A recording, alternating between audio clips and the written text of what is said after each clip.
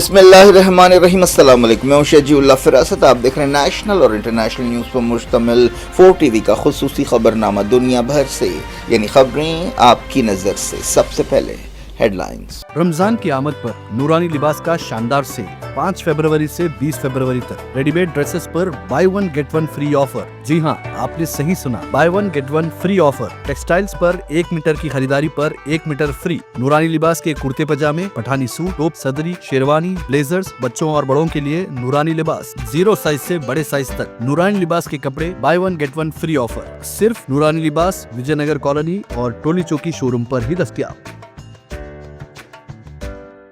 Academic Heights Public School believes that the better future lies where children can learn them. Academic subjects and extracurricular activities. We encourage children to think independently and develop their own dreams. Montessori Lab, digital teaching system, CBSE syllabus with international standards, well-qualified teachers, art and self-reliant activities, spacious play area for kids. Admissions are open. Academic Heights Public School, Shamsher Ganj, Malakpet, Charminar and Dilsukh Nagar.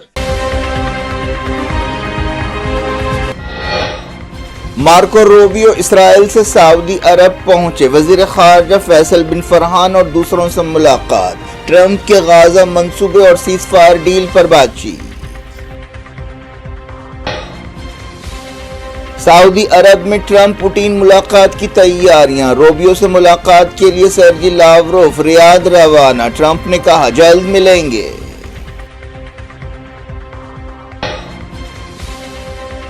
Ukraine پر مغربی دنیا بکھر گئی، Paris میں یورپی ملکوں کی ہنگامی conference, NATO chief بھی شریک۔ حماس اسرائیل سمجھوتے کے دوسرے مرحلے پر بات چیت، اسرائیلی ڈیلیگیشن قاہرہ پہنچ گیا۔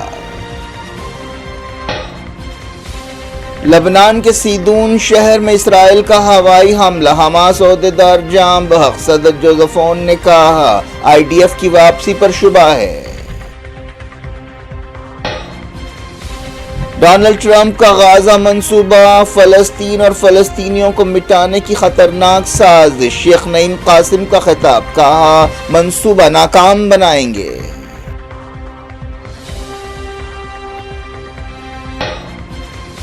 چائنا انڈیا کا دشمن نہیں، سیم پتروڈا کے بیان پر تنازع، کانگریس نے دوری اختیار کی، بی جے پی کی تنقید۔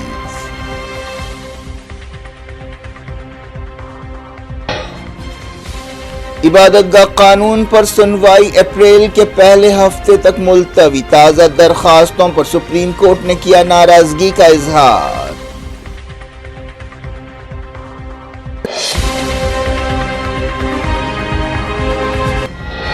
ہیڈ لائنز آپ نے دیکھی، اب خبروں کی تفصیل کی طرف آپ کو لیے چلتے ہیں۔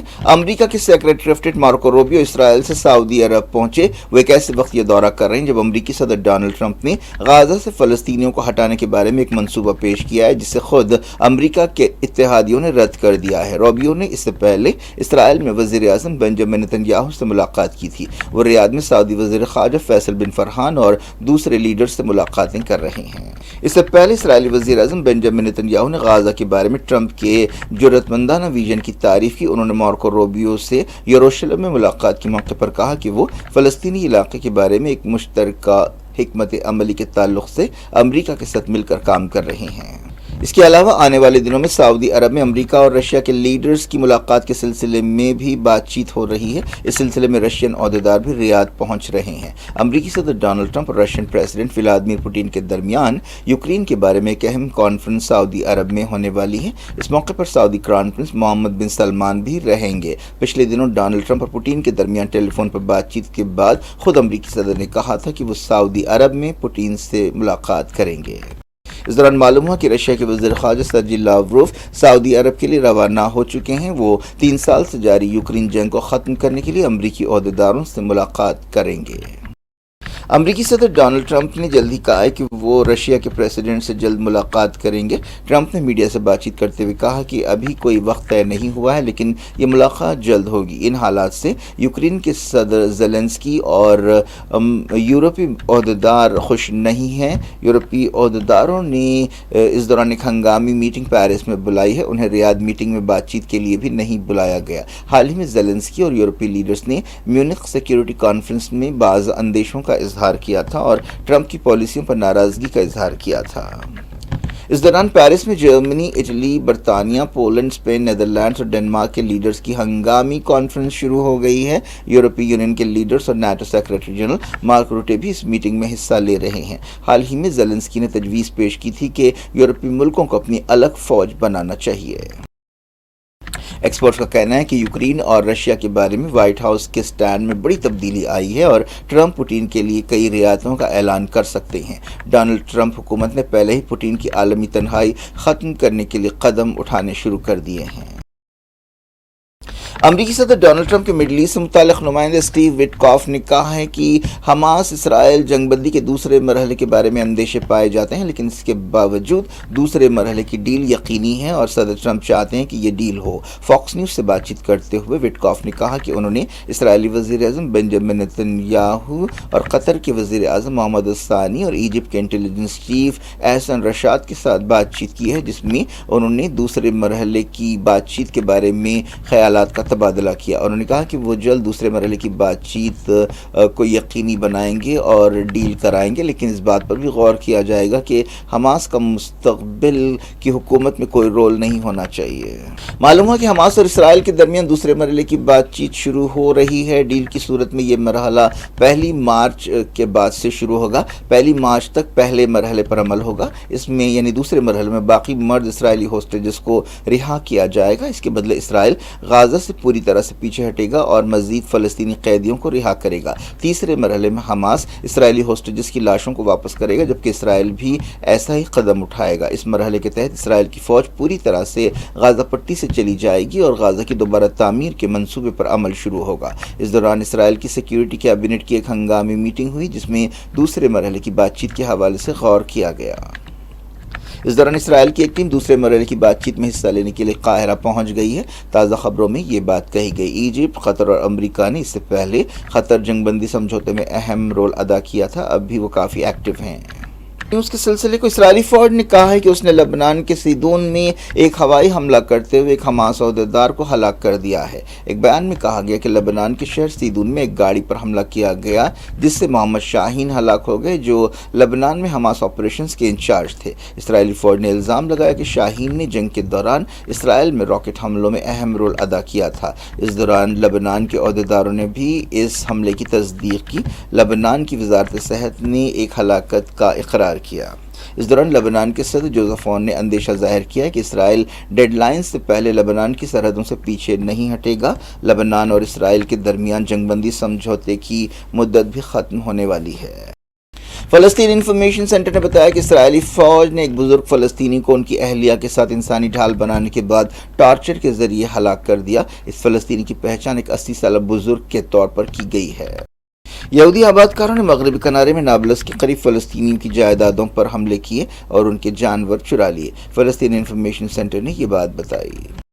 حزب اللہ سیکریٹری جنرل شیخ نعیم قاسم نے فلسطین اور غازہ کے بارے میں امریکی صدر ڈونلڈ ٹرمپ کے سٹینڈ کی مذمت کی ہے اور اسے فلسطین اور اس کے لوگوں کو مٹانے کے لیے خطرناک سازش قرار دیا ہے۔ نعیم قاسم نے کہا کہ فلسطین کاز کے تعلق سے ڈونلڈ ٹرمپ کی پوزیشن خطرناک ہے جس کا مقصد فلسطین اور اس کے لوگوں کی سیاسی نسل کشی ہے۔ انہوں نے حزب اللہ کے شہید لیڈرز کی یاد میں رکھے گئے ایک پروگرام سے خطاب کرتے ہوئے یہ بات کہی۔ نعیم قاسم نے کہا کہ یہ منصوبہ ناکام ہوگا، یہ بات طے ہے۔ انہوں نے کہا کہ فلسطین کی مضبوط عوام اسے ہونے نہیں دیں گے۔ نعیم قاسم نے فلسطینیوں کو ان کی زمین سے بے گھر کرنے کے لیے کسی بھی منصوبے اور کوششوں کو رد کر دیا اور کہا کہ وہ ایسی کوششوں کو ناکام بنائیں گے۔ حزب اللہ لیڈر نے الزام لگایا کہ امریکہ اسرائیل کی پالیسیوں پر عمل کر رہا ہے۔ انہوں نے امریکی پالیسیوں کے بارے میں عالمی خاموشی پر تنقید کی۔ لبنان کے بارے میں شیخ نعیم قاسم نے کہا کہ ملک کے صدارتی الیکشن میں حزب اللہ کے رول کو نظر انداز نہیں کیا جا سکتا۔ انہوں نے کہا کہ ہر کوئی یہ بات مانتا ہے کہ حزب اللہ اور اس کی اتحادی عمال تحریک کی وجہ سے ہی صدارتی عمل مکمل ہوا۔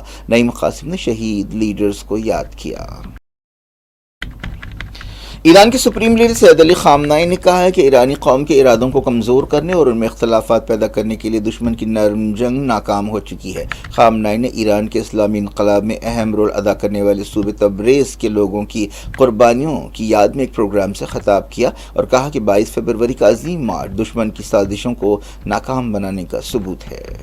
कांग्रेस पार्टी ने अपने ओवरसीज लीडर सैम पित्रोडा के इस बयान से दूरी इख्तियार की है कि चाइना हमारा दुश्मन नहीं है। बीजेपी ने उनके इस बयान पर सख्त तनकीद की है। कांग्रेस लीडर जयराम रमेश ने, जो पार्टी के कम्युनिकेशन इंचार्ज हैं, एक्स पर बताया कि पित्रोडा के ख्यालात पार्टी के स्टैंड को जाहिर नहीं करते। चाइना हमेशा से हमारे लिए खारजा पॉलिसी और खारजा सिक्योरिटी का खतरा और मौशी चैलेंज रहा है। पित्रोडा ने इससे पहले भी अपने बयानात के जरिए कई तनाज़े पैदा किए हैं। उन्होंने हाल ही में एक इंटरव्यू देते हुए कहा कि इंडिया की ज़हनियत में तब्दीली की ज़रूरत है और नई दिल्ली को चाइना को दुश्मन समझना बंद करना चाहिए। उन्होंने एक न्यूज़ एजेंसी से बातचीत करते हुए कहा कि इस मसले को बढ़ा चढ़ा कर पेश किया गया क्योंकि अमेरिका को ये आदत है कि वो किसी मुल्क को दुश्मन बनाकर पेश करता है। बीजेपी ने पित्रोडा के रिमार्क्स को इंडिया की पहचान, डिप्लोमेसी और खुद मुख्तारी के लिए एक खतरा करार दिया। बीजेपी तर्जुमान प्रदीप भंडारी ने कहा कि पित्रोडा राहुल गांधी के करीबी आदमी हैं। उन्होंने इल्ज़ाम लगाया कि कांग्रेस इंडिया से ज़्यादा चाइना की मफादात को अहमियत देती है।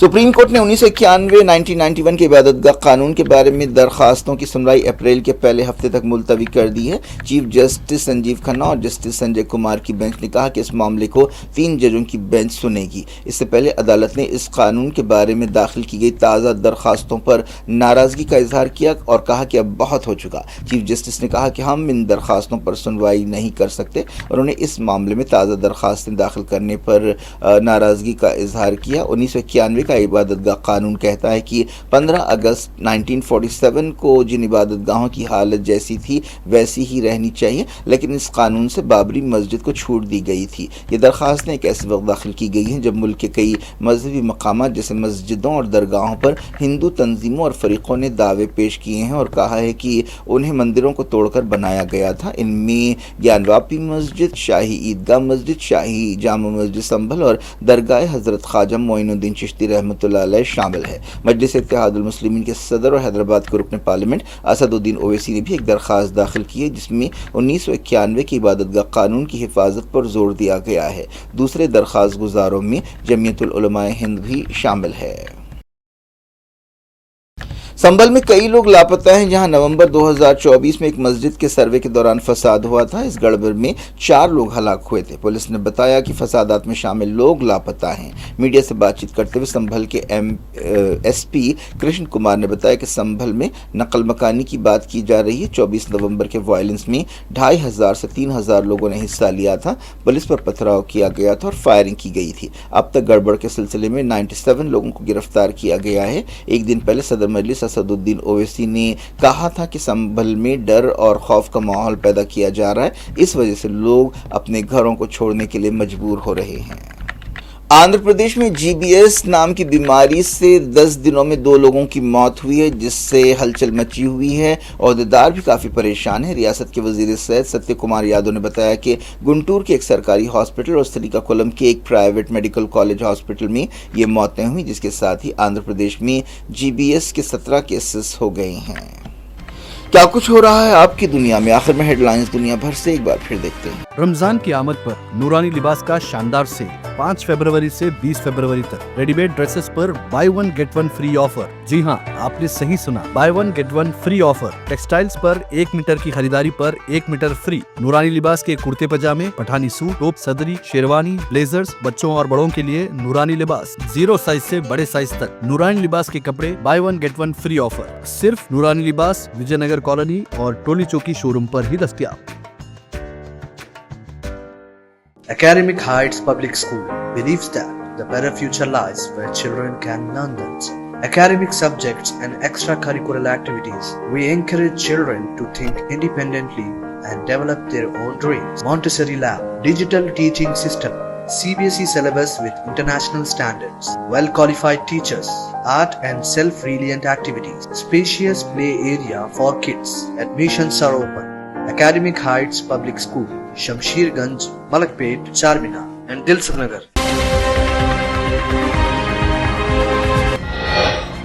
मार्को रूबियो इसराइल से सऊदी अरब पहुंचे, वजीर खारजा फैसल बिन फरहान और दूसरों से मुलाकात, ट्रंप के गाजा मंसूबे और सीज फायर डील पर बातचीत। सऊदी अरब में ट्रंप पुतिन मुलाकात की तैयारियां, रूबियो से मुलाकात के लिए सर्जी लावरोव रियाद रवाना, ट्रंप ने कहा जल्द मिलेंगे।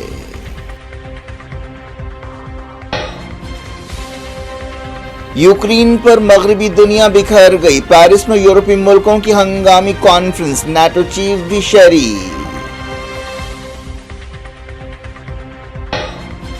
हमास इसराइल समझौते के दूसरे मरहले पर बातचीत, इसराइली डेलीगेशन काहिरा पहुंच गया।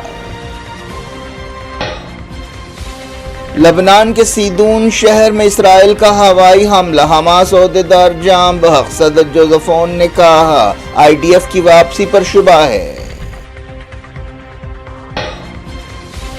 डोनाल्ड ट्रंप का गाजा मंसूबा, फलस्तीन और फलस्तीनियों को मिटाने की खतरनाक साजिश, शेख नईम कासिम का खिताब, कहा मंसूबा नाकाम बनाएंगे।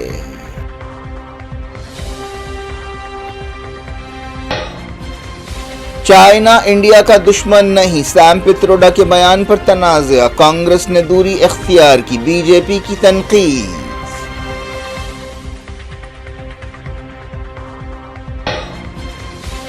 इबादतगाह कानून पर सुनवाई अप्रैल के पहले हफ्ते तक मुलतवी, ताज़ा दरखास्तों पर सुप्रीम कोर्ट ने किया नाराजगी का इजहार।